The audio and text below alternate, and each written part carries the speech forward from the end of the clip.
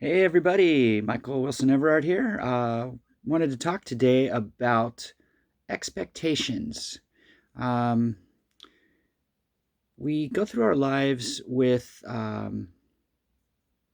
various things that come up, and what we want to do is we always look at trying to solve problems. Um, and I think part of what happens is we have an idea and we pursue that idea and then we run into roadblocks, and then we are faced with challenges to overcome, riddles to solve, problems. So, what I believe life, a big part of what life is about is becoming a problem solver. However, if we look at anything that comes our way as a problem, then we're already setting ourselves up for a challenge. And instead of doing that, what I propose is to acknowledge the simple truth that we are not supposed to endure pain and suffering the way that we've been conditioned to believe. We are supposed to be enjoying life. So, when it comes to expectations, what I believe is happening is we've set ourselves up uh, for that, and it's okay until we realize that it's unnecessary. So, I have learned quite a bit in the last few months about myself and and how other people think and operate. And I'm very often asked questions regarding various subjects, especially in regards to relationships. And I I've come to learn that we place expectations on things, and especially relationships. Uh, I find that people's uh, biggest challenges in life have to do with personal relationships, whether it be uh, man and wife, boyfriend, girlfriend, or even just friends.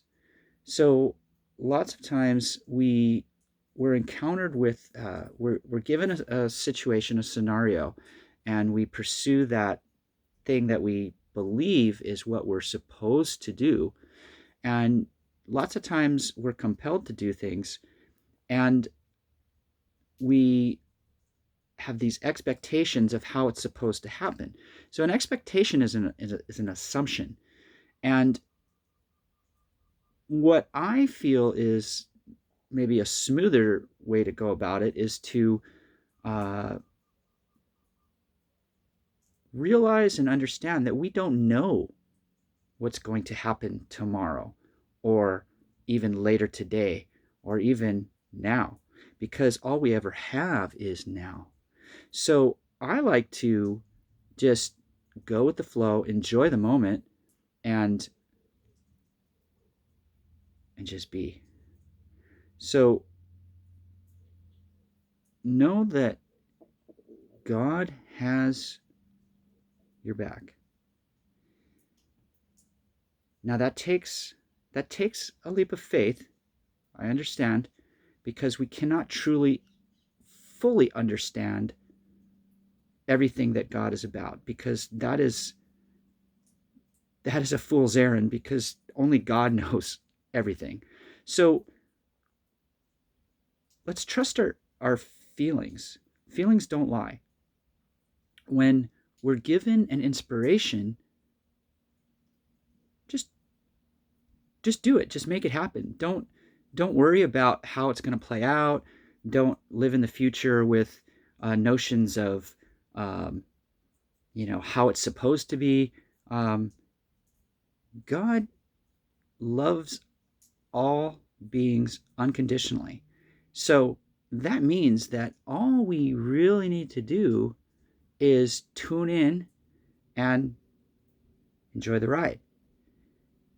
When we get a signal where it's,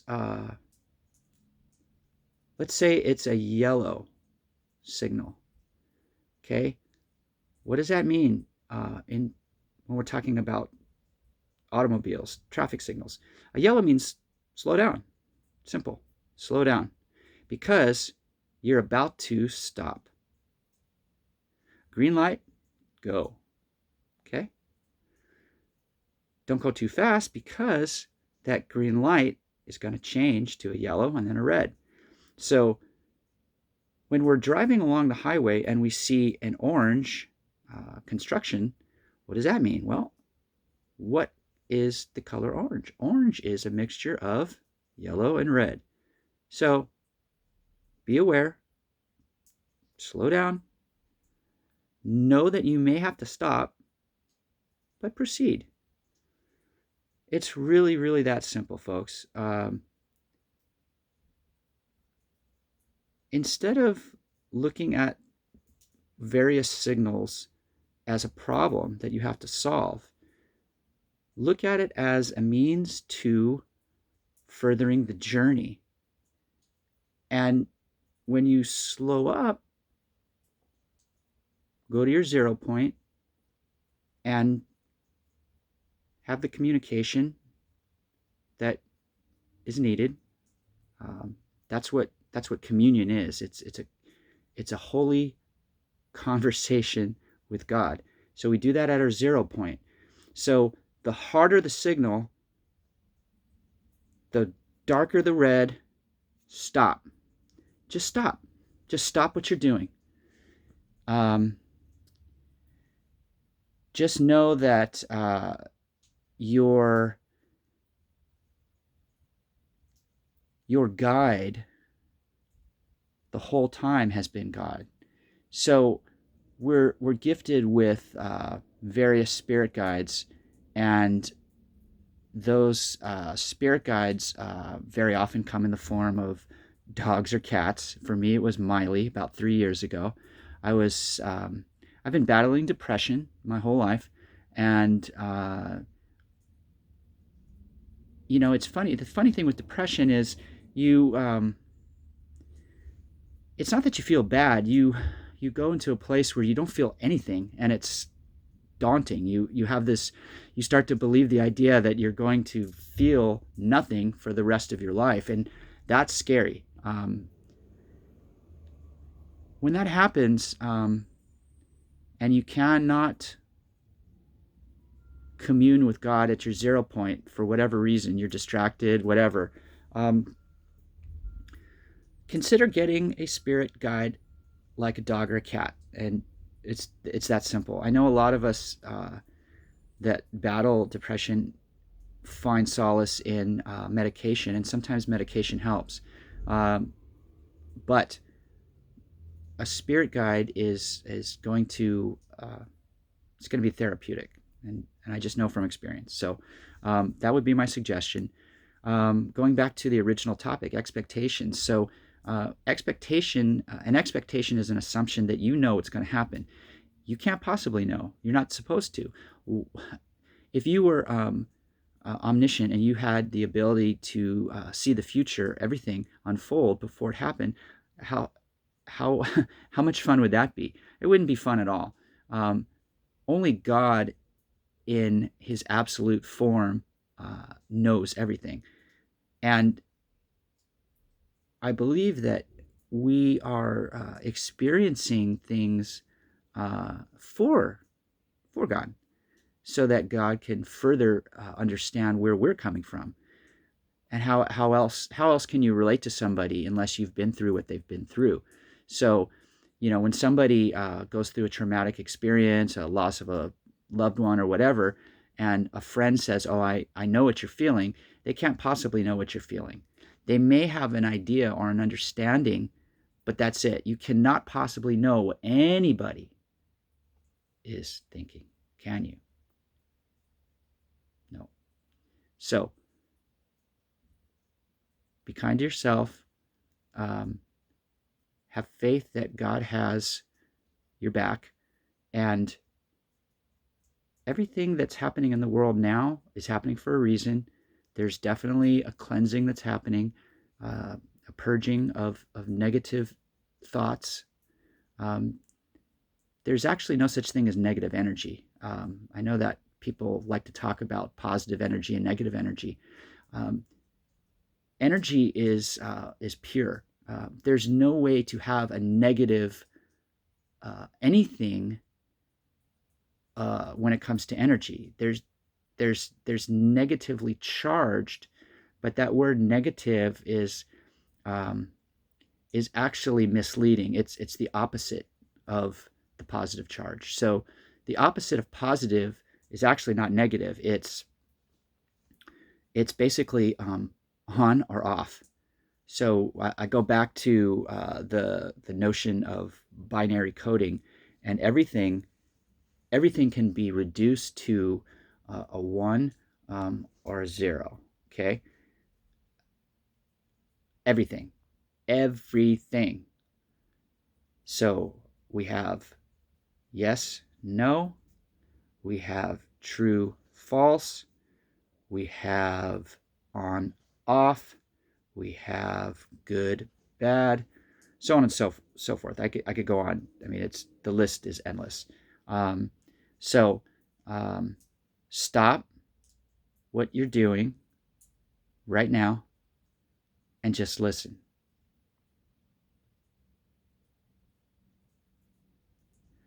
The best way to listen is not with your ears. The best way to see is not with your eyes. Take all of your five senses: your sight, your sound, your smell, your taste, and your touch, and feel what I'm talking about. Just accept the truth. How do you feel right now? You feel great, don't you? I know you do. You might think that you don't, but if you're honest with yourself, right now, you feel beautiful, you feel peaceful. All is going to be fine, and it's that simple. So I love you folks. I enjoy comments on my Facebook page. I encourage you to ask questions. Um, if you disagree with me, ask me to better explain myself. Don't just say, "Oh well, you don't know what you're talking about," or you should do X, Y, and Z. You should examine your belief system. I'm going to be honest and say that I am the most open-minded person you will ever meet. And that's a bold claim, but it's the truth. I have examined every aspect of all of what's happening, and I've modulated my belief system along the way, on and off, because um, I know that all of us are in the same boat. We're all trying to figure things out, and we are going to better understand everything the more clear we are and the more aware we are. So, as you accept any level of truth, remember, any level of truth that you accept, especially about yourself, your oscillating rate of frequency will increase. That's what it means to become enlightened. It's not, there's no final goal. It's a process that continues on into infinity, all the way up until the return to the one. And that is when you merge. Remember, God's soul is part of you from the get-go. That soul is not yours. It's not yours to sell. It's not yours to lose. Your consciousness is your identity, but you can change that by modulating at a faster rate of frequency. So that happens every time you accept any level of truth. Try it. Try it. I dare you. It's uh, you'll feel what I'm talking about, and you'll know that what I'm telling you is the truth, and your oscillating rate of frequency will increase.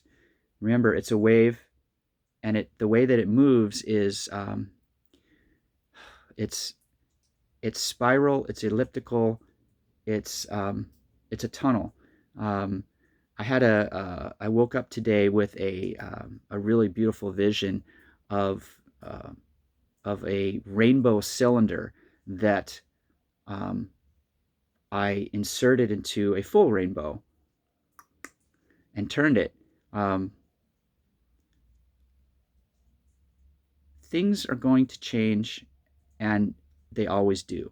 There's no way to stop what's happening. All that we need to do is simply be. Feel. When you feel compelled to do something, do it. Do it. If what you do creates friction, accept it. Learn from it. Proceed. If what you do causes incredible pain, then just stop. Stop and read the signal and figure out what needs to happen. So, I love you folks. I I'm having the time of my life. I hope you are too. Um, the end of times is here, but it's not supposed to be scary. It's only going to be scary if you choose to use those thought forms and experience it from that point of view. Some people like to be scared. Some people feel the need to be saved. There's nothing to save here, folks. God's presence is here now. It was always here. We just weren't aware of it. So, I love you folks. Be well and have a pleasant now. Bye.